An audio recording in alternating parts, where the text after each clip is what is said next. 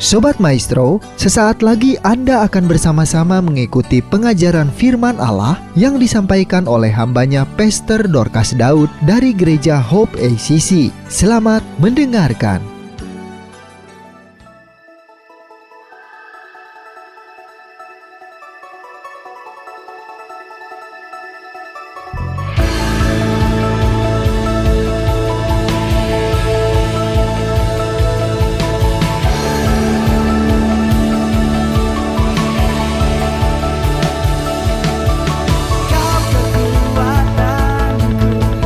Kau sumber pengharapan dan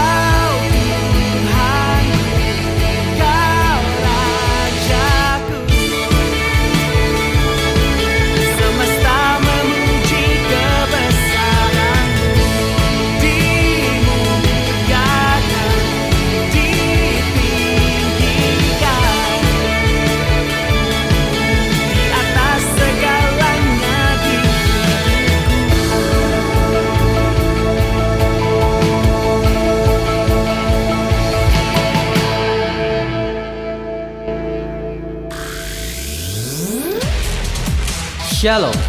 Anda akan mendengarkan program Kuasa dalam Firman-Nya yang disampaikan oleh Pastor Dorcas Daud dari Hope ACC dan Dorcas Ministries. Selamat mendengarkan.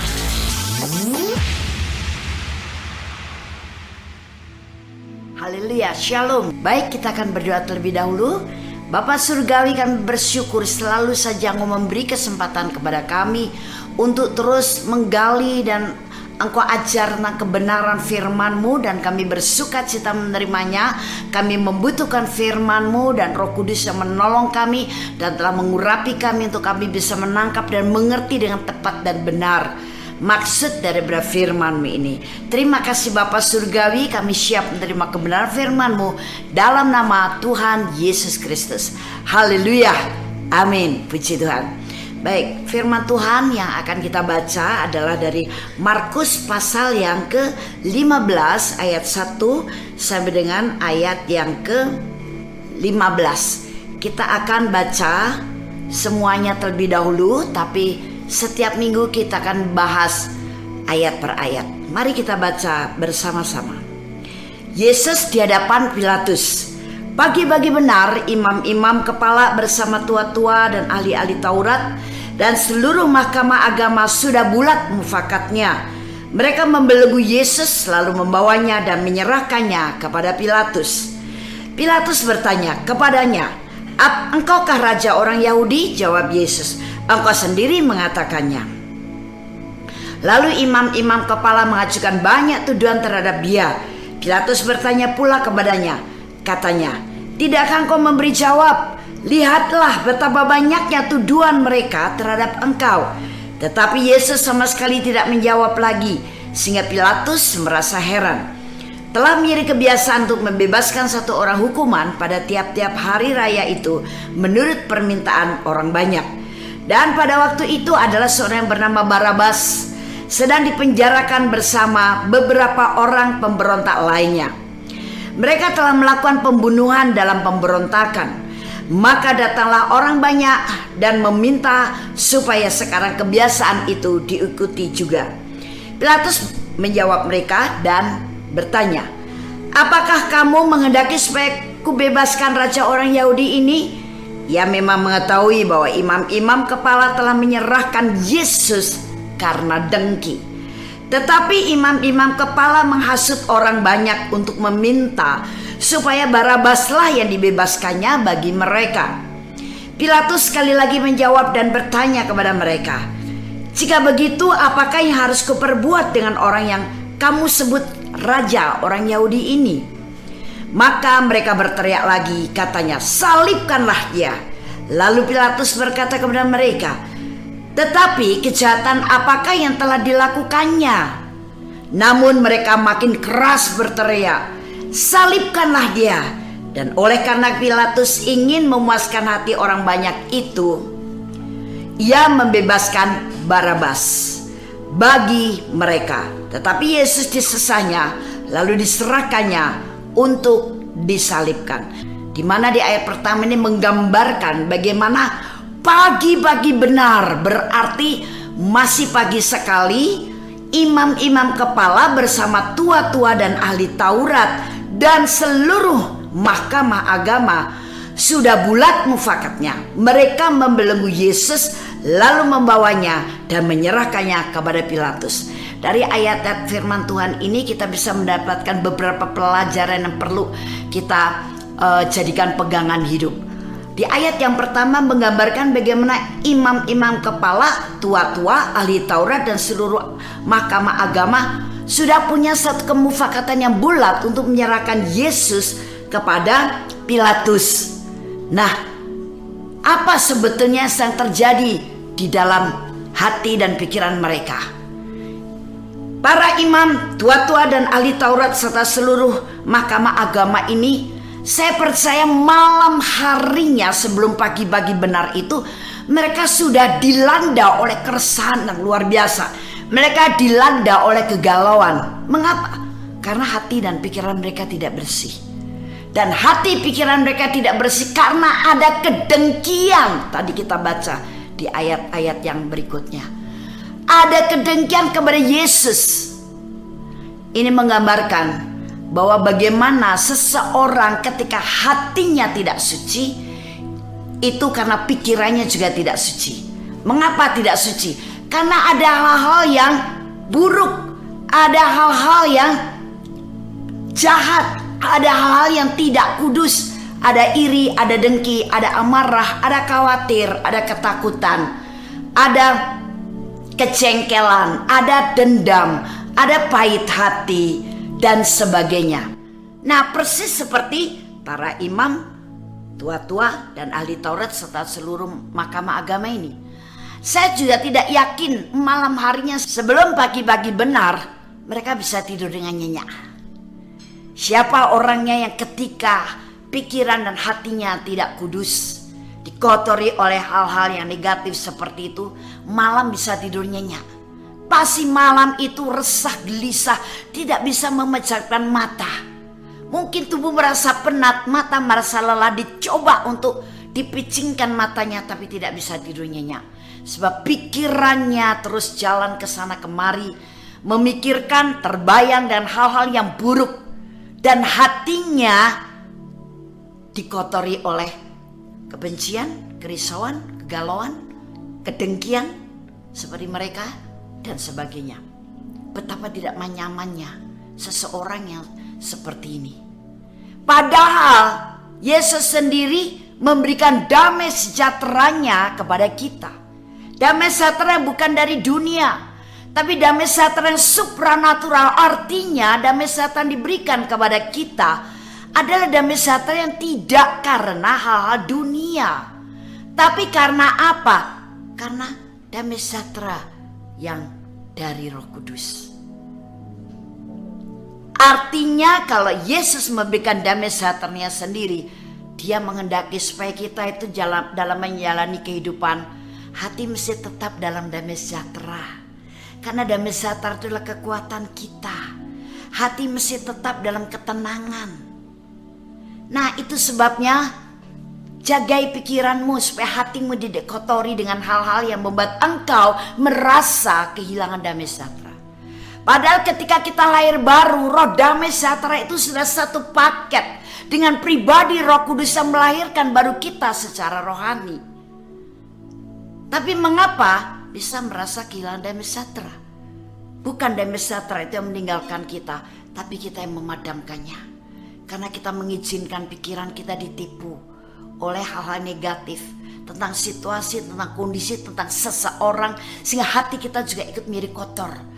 Apalagi kalau kita memandang dengan mata jasmani kepada orang lain yang selalu saja seringkali melihat tentang kesalahan, keburukan orang lain, dan belum tentu orang itu memang buruk dan salah.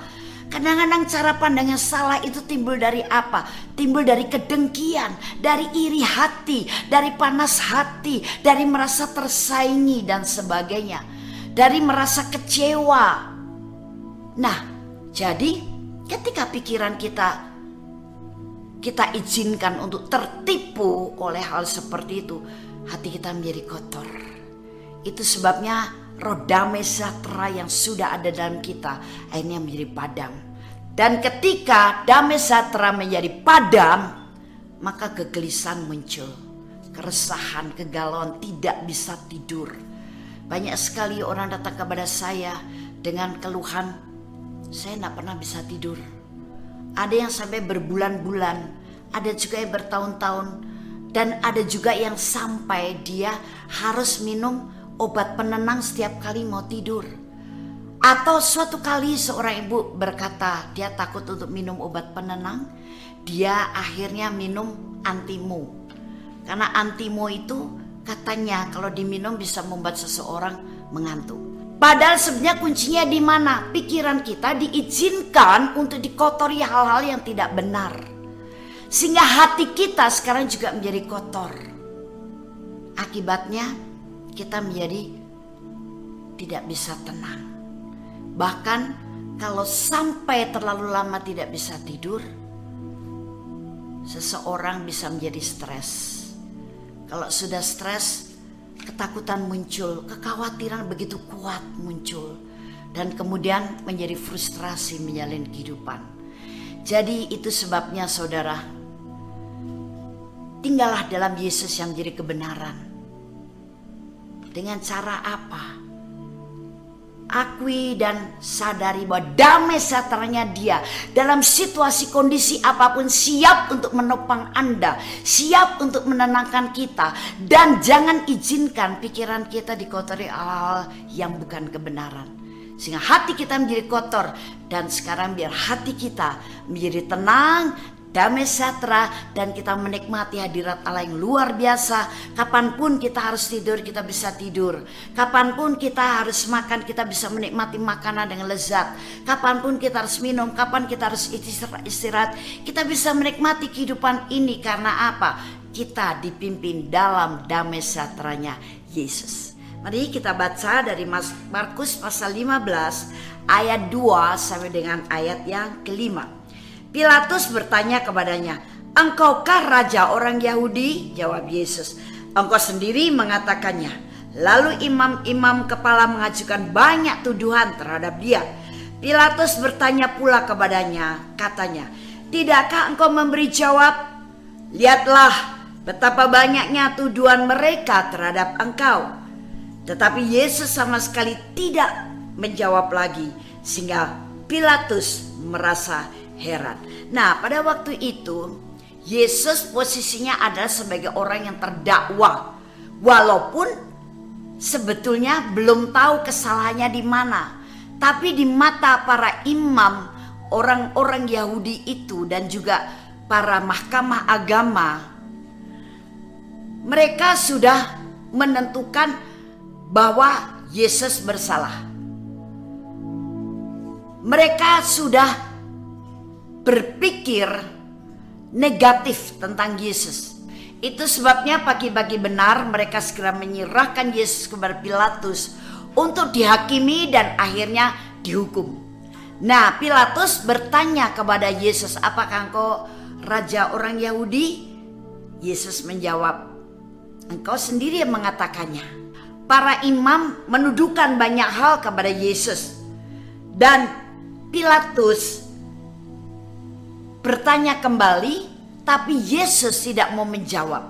Sampai Pilatus heran, "Tidak engkau mau menjawab?" Dan memang di benak Pilatus dia juga belum mendapatkan kesalahan daripada Yesus.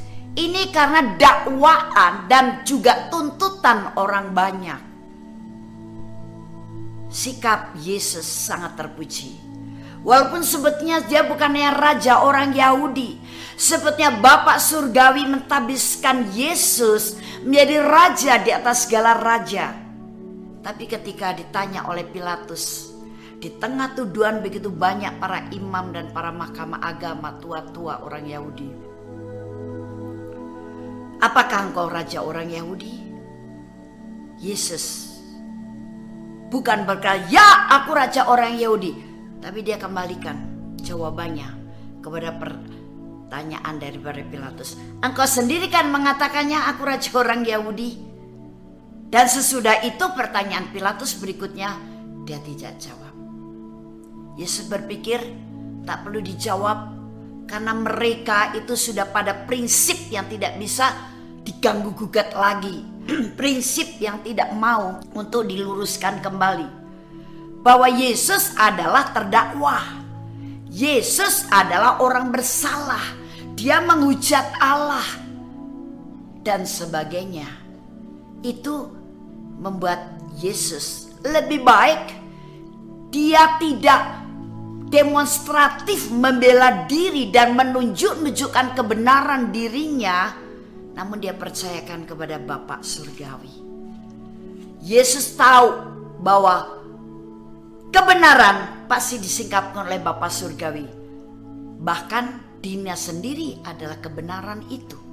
Dan Bapa Surgawi adalah Allah yang adil. Allah yang akan memunculkan kebenaran seperti siang. Sehingga Yesus merasa tak perlu membela diri dengan kekuatan sendiri. Suatu saat mereka akan dibukakan, disingkapkan, dicelikkan, bahkan akan merasa malu ketika kebenaran itu akan dimunculkan, disingkapkan oleh Allah Bapa. Mungkin suatu saat di antara kita pernah atau saat ini sedang dalam posisi, sedang dicurigai, sedang dianggap salah terus, sedang dipantau terus, sedang disalah mengerti, atau bahkan mungkin sudah dihakimi. Kita dikata-katain sesuatu yang negatif padahal kita tidak seperti itu. Kita diperlakukan tidak adil. Kita dipandang dengan tidak benar. Mungkin juga kita ditinggalkan, kita dianggap orang bersalah, kita dianggap orang berbahaya. Padahal semua hal-hal itu adalah sangkaan yang belum terbukti. Apa yang harus kita lakukan? Cukup diam, tenang, lepaskan pengampunan, tinggal dalam kasih Kristus. Karena suatu saat Yesus Tuhan, Bapa Surgawi dan Roh Kudusnya akan memunculkan kebenaranmu seperti siang dan melakukan pembelaan. Mereka akan membuat kebenaran itu disingkapkan. Kita tidak perlu merasa rugi atau merasa sakit hati, marah, dendam, dan kemudian kita memutuskan dengan sikap hati, suatu saat aku akan balas dendam kepada kalian. Oke, saya akan buktikan bahwa aku benar. Kalian semuanya salah. Ketika kita akan berusaha membela diri dengan kekuatan sendiri, malah kebenaran yang hakiki tidak bisa dimunculkan oleh Tuhan. Karena Tuhan melihat kita sudah membela diri sendiri. Kita berusaha untuk menunjukkan kebenaran kita sendiri. Padahal kebenaran yang hakiki itu hanya ada di dalam Yesus. Dan kebenaran itu sekarang ada dalam diri kita. Tidak mungkin Bapa Surgawi akan menutupinya. Tidak mungkin surga akan memanipulasi kebenaran itu. Kita tidak perlu bersusah-susah dan cari cara bagaimana kita membela diri dengan menunjukkan kebenaran kita. Ketika kita memang harus menjelaskan apa yang perlu dijelaskan sesuai dengan firman Tuhan, lakukanlah. Tapi kalau kita tujuannya adalah untuk membela diri, menunjukkan bahwa kita ini adalah orang yang benar, jangan pernah engkau paksakan. Karena itu adalah bagian kebenaran itu sendiri, yaitu Tuhan yang akan muncul dalam hidup kita, mencelikkan mereka semuanya, membuka mata mereka, menyingkapkan hati dan pikiran mereka yang tertutup oleh kebencian, oleh hal yang negatif tentang kita. Percayalah, karena Dia kebenaran dan keadilan bagi kita. Dimana kalau kita berusaha untuk membela diri sendiri dan ternyata kita ketika menunjukkan kebenaran dengan kekuatan sendiri, kita malah menjadi bahan ejekan orang lain, atau mungkin kita menghadapi masalah yang lebih besar, atau kita dikuasai oleh amarah yang tidak terkendali sehingga damai sejahtera kita terganggu, jiwa kita terganggu, fisik kita juga bisa terganggu. Tiba-tiba kita merasa pusing, kita merasa sakit di bagian-bagian tertentu, atau mungkin seluruh tubuh rasanya seperti lemah tak berdaya. Nah, itu karena apa? Kita mengandalkan diri sendiri untuk menunjukkan kebenaran kita. Padahal yang sesungguhnya terjadi saat kita lahir baru adalah Yesus adalah kebenaran yang ada dalam diri kita, dan dunia setelah kegelapan tidak bisa menutupinya. Pasti akan dimunculkan seperti siang dan akan memancar keluar, dilihat oleh orang lain. Pembelaan Dia juga sangat adil karena Dia sangat mengasihi kita. Markus pasal 15 ayat yang ke-6 sampai dengan 14. Mari kita baca terlebih dahulu. telah menjadi kebiasaan untuk membebaskan satu orang hukuman pada tiap-tiap hari raya itu menurut permintaan orang banyak. Dan pada waktu itu adalah seorang yang bernama Barabas sedang dipenjarakan bersama beberapa orang pemberontak lainnya. Mereka telah melakukan pembunuhan dalam pemberontakan. Maka datanglah orang banyak dan meminta supaya sekarang kebiasaan itu diikuti juga. Pilatus menjawab mereka dan bertanya, "Apakah kamu menghendaki supaya kubebaskan raja orang Yahudi ini?" Ia memang mengetahui bahwa imam-imam kepala telah menyerahkan Yesus karena dengki. Tetapi imam-imam kepala menghasut orang banyak untuk meminta supaya Barabaslah yang dibebaskannya bagi mereka. Pilatus sekali lagi menjawab dan bertanya kepada mereka, "Jika begitu, apakah yang harus kuperbuat dengan orang yang kamu sebut raja orang Yahudi?" Maka mereka berteriak lagi, katanya, "Salibkanlah dia." Lalu Pilatus berkata kepada mereka, "Tetapi kejahatan apakah yang telah dilakukannya?" Namun mereka makin keras berteriak, "Salibkanlah dia." Tentang Yesus yang dibawa kepada Pilatus oleh orang-orang yang dengki, yaitu para imam, tua-tua dan mahkamah agama. Karena dengki, bukan karena Yesus kedapatan sebagai orang yang bersalah dan menjadi terdakwa, no, tapi karena dengki.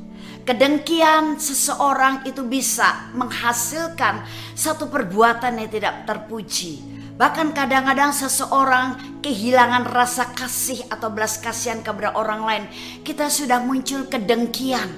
Itu sebabnya izinkan firman Tuhan dan Roh Kudus membersihkan hati kita.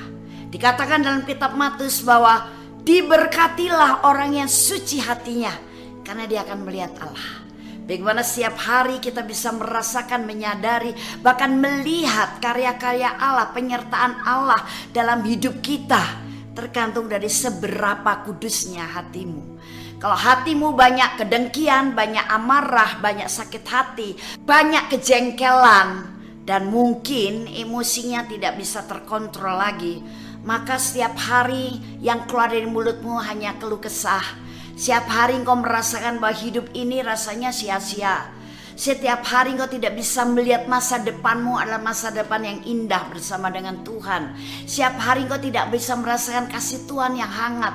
Bahkan mungkin hatimu seperti hati yang kosong. Karena apa? Diisi oleh begitu banyak sampah. Padahal sorga mau mengisi hatimu dengan hal yang mulia, dengan hal yang luar biasa, dengan karakter-karakter Kristus yang dibutuhkan untuk kau menjalani kehidupan ini dengan tenang dan damai sejahtera. Perhatikan di sini kedengkian itu sudah merasuk para imam, tua-tua dan mahkamah agama. Ini bukan orang kebanyakan loh. Mahkamah agama, para imam, tua-tua, berarti mereka sangat tahu tentang hal agama. Mereka sudah menyelidiki kitab suci, tapi hati mereka bisa dirasuk oleh kedengkian. Yang kita pikir adalah kalau orang tahu agama, orang mempelajari kitab suci, semuanya baik, semuanya bersih, suci hatinya. Kalau orang tidak waspada, bisa kecurian kekudusan di hatinya, tertipu oleh setan dan iblis. Diberi kedengkian, diberi iri hati, diberi amarah, diberi kekecewaan, diberi kecil hati, rendah diri, yang minder. Kalau rendah hati bagus. Tidak sadar orang itu. Nah, ketika kemudian orang banyak itu ingat bahwa setiap hari itu ada pembebasan orang-orang yang terpenjara, hari itu mereka manfaatkan untuk menuntut Pilatus agar ada yang dibebaskan. Dan Pilatus bertanya, siapa yang harus kubebaskan? Dia yang raja orang Yahudi ini atau siapa? Tapi para imam, tua-tua dan mahkamah agama menghasut begitu banyak orang supaya Pilatus membebaskan Barabas. Padahal Barabas ini mempengaruhi dan punya pengikut yang lumayan banyak untuk bikin pemberontakan, bikin keonaran di negeri itu. Tapi begitu dengkinya hati mereka, begitu kotornya hati mereka kepada Yesus, mereka lebih memilih Barabas, si pembuat huru hara, pemimpin pemberontakan negeri, itu yang dibebaskan daripada Yesus. Mengapa? Karena mereka tidak tahan begitu banyak hal yang luar biasa dikerjakan oleh Yesus yang rasanya tidak mungkin bisa dikerjakan oleh manusia. Apalagi apa yang disampaikan oleh Yesus adalah perkataan-perkataan yang berkuasa. Perkataan-perkataan yang berbeda dengan pikiran orang-orang dunia. Karena disampaikan oleh Yesus adalah satu kebenaran. Dan orang banyak itu ternyata bisa terhasut. Mereka akhirnya berteriak bersama-sama, salibkan dia, salibkan dia. Padahal mereka juga yang dulu pasti ada yang pernah sakit disembuhkan oleh Yesus. Mendengarkan juga khotbah Yesus. Ketika mereka lapar, Yesus bikin mujizat. Dari 2 ekor ikan, 5 ketul roti. Saya percaya di antara mereka juga ada yang menikmati itu.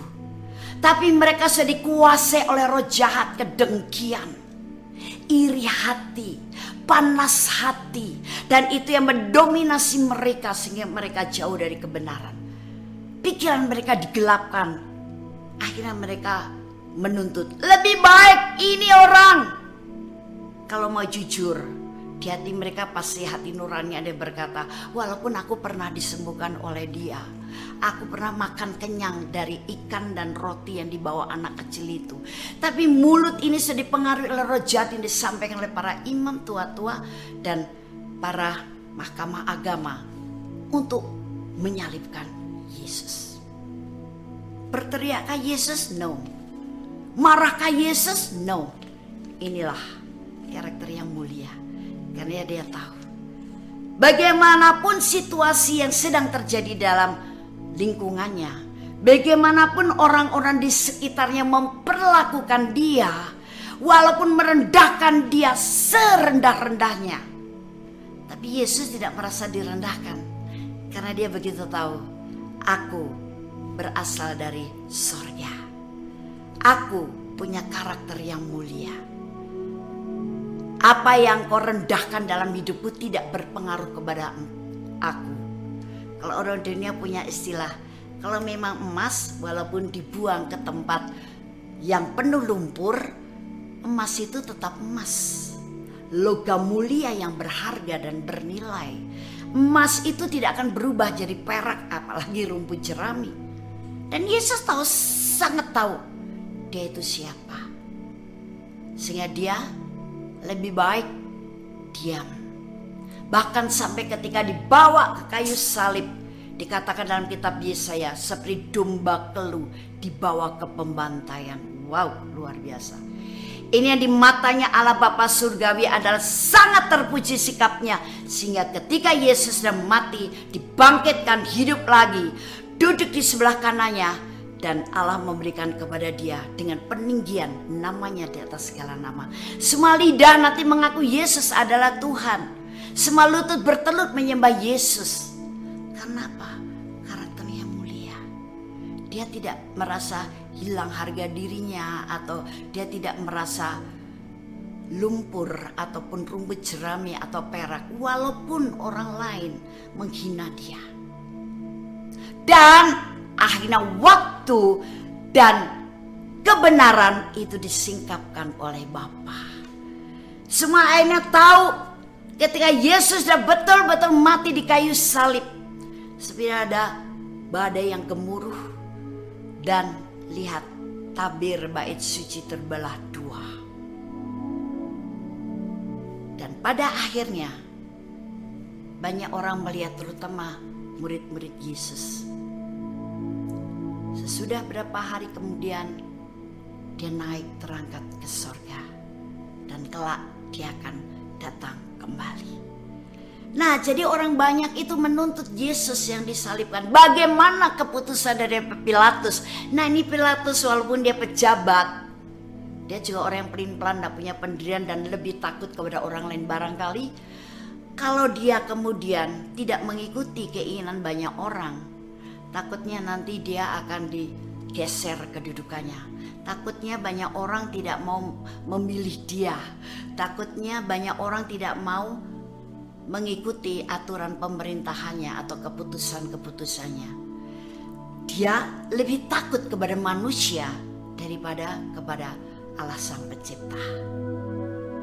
Bagaimana dengan Anda? Lebih takut kepada Allah atau lebih takut kepada manusia? Yang paling penting seperti Petrus katakan, kita harus lebih takut kepada Allah daripada kepada manusia. Tentang kebenaran loh. Tentang kebenaran. Nah, Pilatus ternyata takut kepada manusia. Akibatnya apa? Dia mengikuti tuntutan orang banyak. Menyerahkan Yesus untuk disesah. Saya percaya semua kita juga pernah mengalami satu posisi, satu keadaan, satu kondisi seperti Yesus alami. Selain kita didakwa, dituduh sebagai orang bersalah, terdakwa, kita difitnah barangkali, kita diperlakukan tidak adil, kita menghadapi orang-orang yang mencibir, merendahkan kita. Kita melihat orang-orang yang kalau melihat kita sinis, memalingkan muka, atau mungkin kita tidak termasuk hitungan di mata mereka. Karena apa? Banyak hal, mungkin mereka dengki juga dengan kita. Mereka iri dengan kita. Atau banyak hal penyebabnya. Tapi satu hal yang menjadi prinsip kita sama. Kita juga seperti Yesus sebagai anak Allah yang maha tinggi. Kita bukan warga negara dunia. Kita anak Allah. Kita warga negara kerajaan Allah. Bersikaplah seperti Yesus. Kita akan melihat dan menyaksikan bagaimana pembelaan Allah melalui Yesus Kristus nyata kepada kita. Dan semua akan disingkapkannya, dan waktu Tuhan untuk menyingkapkan dan mengadakan pembelaan yang real itu pasti tidak terlambat.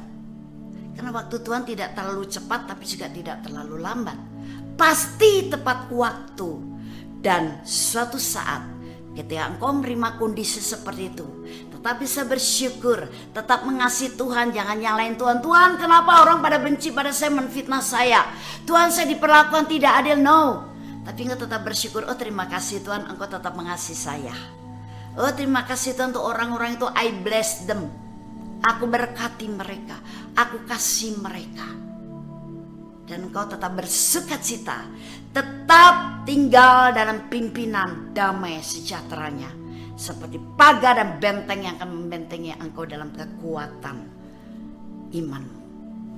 Apa yang terjadi? Engkau akan mengalami peninggian daripada Tuhan. Firman Tuhan dalam kitab Roma mengatakan, siapa yang bisa memisahkan kasih Allah dengan kita? Penindasan, kesesakan, pedang, penganiayaan, kemiskinan? No way. Karena kasih Allah sempurna dan mutlak untuk kita. Bahkan Yesus Kristus sendiri, anaknya tunggal, diberikan kepada kita untuk menjadi pembela kita. Karena Allah Bapa menentukan kita untuk menjadi orang-orang yang lebih daripada pemenang, more than conqueror. Dan bagaimana kemenangan itu terjadi, kita raih bukan dengan karena kita membela diri sendiri melalui kekuatan kita dan membenar-benarkan diri sendiri, padahal mungkin juga kita juga tidak sedang dalam kebenaran, kita juga yang bersalah, bisa. Tapi kalau kita tidak bersalah, izinkan Dia yang menjadi pembela atas kita. Dialah pembela kita yang agung, keputusannya selalu adil karena Dia adalah Raja keadilan. Markus pasal 15 ayat 15 dikatakan di sini, dan oleh karena Pilatus ingin memuaskan hati orang banyak itu, ia membebaskan Barabas bagi mereka, tetapi Yesus disesahnya lalu diserahkannya untuk disalibkan. Nah, ini adalah keputusan daripada gubernur yang bernama Pilatus dalam menghadapi Yesus karena tuntutan orang banyak. Dan sudah jelas di sini Pilatus hanya karena mau menyenangkan hati orang. Pilatus takut kepada orang lain kalau tidak menuruti keinginan mereka. Berarti pikiran Pilatus adalah manusia itu yang dia ikuti, dan manusia berarti lebih daripada Tuhan. Karena dia lebih takut kepada manusia daripada kepada Tuhan. Dan inilah satu pemikiran yang salah. Berapa banyaknya orang Kristen juga seringkali dalam kondisi seperti ini. Mereka tidak sadar ketika mereka lebih mau menyenangkan hati manusia karena ada perasaan takut atau perasaan mau memuaskan manusia, dia lupa bahwa sebetulnya kondisi seperti itu adalah berarti kedudukan Tuhan dalam hidup mereka sudah tergeser.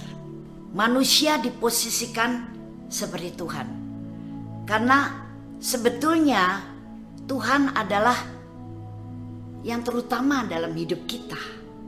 Bahkan hukum kasih mengatakan yang pertama, kasihilah Tuhan Allahmu dengan segenap hatimu, dengan segenap jiwamu, dengan segenap kekuatanmu. Mengasihi di sini berarti juga menghormati, menghargai, memuji, memuja, menyembah, percaya, beriman sepenuhnya dan memberikan otoritas kepada Tuhan untuk memimpin hidup kita, untuk menguasai hidup kita. Nah, jangan posisikan Tuhan di bawah manusia. Berarti kita sudah memberhalakan manusia. Pilatus karena orang banyak, dia rela mengambil keputusan yang salah. Seberapa jauhnya kita menyembah Tuhan dari sikap hati kita akan menentukan kesetiaan kita, konsekuensi kita untuk tetap mentuhankan Yesus dalam hidup kita di atas segala galanya.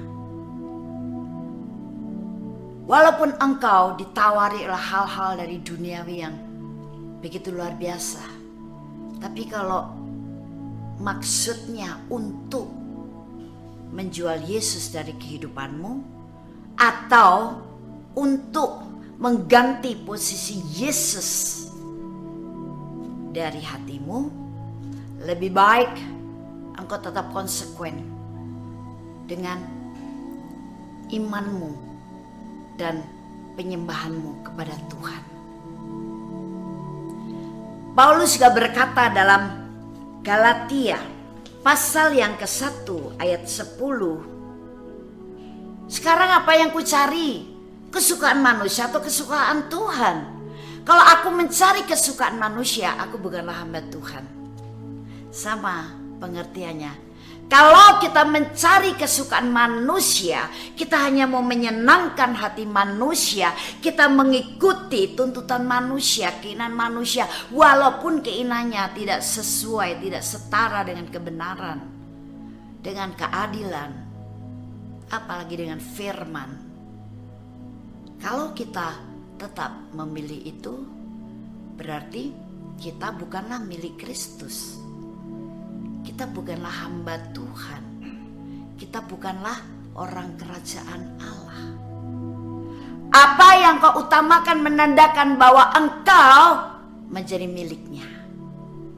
Apa yang kau utamakan berarti engkau punya hati yang menghargai, respect, menghormati sampai kepada tingkat yang paling tinggi, menjadi penyembahnya. Siapa yang kau cari? Kesukaan manusia atau kesukaan Tuhan? Gampang, kalau engkau mencari kesukaan manusia, engkau bukan orang kerajaan Allah. Tapi kalau engkau mencari kesukaan Tuhan, engkau adalah orang kerajaan Allah. Ibrani pasal yang ke-1 ayat ke-9.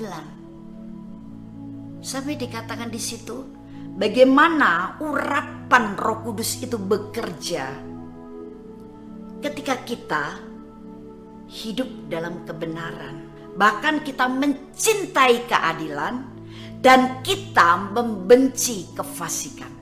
Apa yang dimaksud kefasikan? Itu tadi hal-hal yang buruk, termasuk dengki, iri hati, kemarahan, dendam, sakit hati, kecewa, yang bikin galau sampai malam gak bisa tidur, sehingga pagi-pagi benar seperti para imam, para tua-tua dan mahkamah agama, mereka langsung membawa Yesus ke pengadilan. Saking malamnya mereka sudah begitu gelisah luar biasa. Nah, itu adalah kefasikan, menentang kebenaran, menolak kebenaran, dan tidak mencintai keadilan. Itu jauh daripada kerajaan Allah. Karena kerajaan Allah adalah kebenaran dan keadilan untuk kita. Disitulah kita akan mengalami pengurapan yang terus menerus.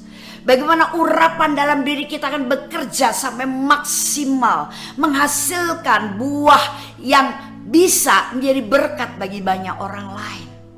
Melakukan pekerjaan-pekerjaan yang luar biasa. Hiduplah dalam kebenaran dan keadilan, bencilah kefasikan. Saya percaya Anda diberkati. Sebelum itu kita akan berdoa terlebih dahulu. Angkat kedua tanganmu. Haleluya, terima kasih Tuhan. Kamilah orang-orang kerajaan Allah yang hidup dalam kebenaran dan keadilan dan membenci kefasikan. Urapan yang baru terus bekerja atas kami. Kami terima urapan yang baru. Kami terima urapan yang baru. Dan urapan itu akan menghasilkan buah yang luar biasa menjadi berkat bagi banyak orang. Memenangkan jiwa, menyembuhkan orang sakit, melepaskan orang yang terikat, membangun orang yang terpuruk, menyembuhkan hati yang terluka, membebaskan orang terpenjara, melakukan mujizat-mujizat yang Kau kehendaki kami lakukan. Terima kasih Bapa Surgawi untuk hari ini. Terpujilah nama-Mu sampai selama-lamanya. Haleluya. Amin. Haleluya. Kami percaya Anda pasti diberkati oleh firman Tuhan yang disampaikan oleh Pastor Dorcas Daud STH dari Hope ACC dan Dorcas Ministries. Dan bila Anda memiliki pertanyaan seputar kegiatan pelayanan kami, Anda dapat menghubungi kami di 08 222 703 0006. Sekali lagi di 08 222 703 0006. Sampai jumpa kembali. Tuhan Yesus memberkati.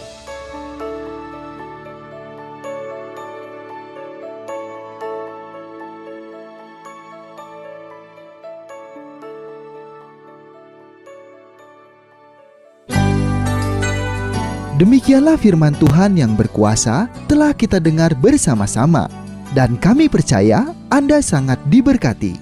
Bagi yang membutuhkan pertumbuhan iman dan pelayanan lebih lanjut, Anda dapat menghubungi kami dan beribadah bersama dengan kami setiap hari Minggu di Gereja Hope ACC di ACC Center, Jalan Mekar Utama, nomor 31, lantai 3 Kompleks Mekarwangi, Bandung, pada jam 8.30. Ada kebaktian anak-anak pada jam yang sama. Ikuti juga Breakthrough Prayer setiap Jumat jam 18.30. Jika Anda membutuhkan dukungan doa, Anda dapat mengirimkan SMS ke nomor 0822 2703 0006. Tuhan memberkati.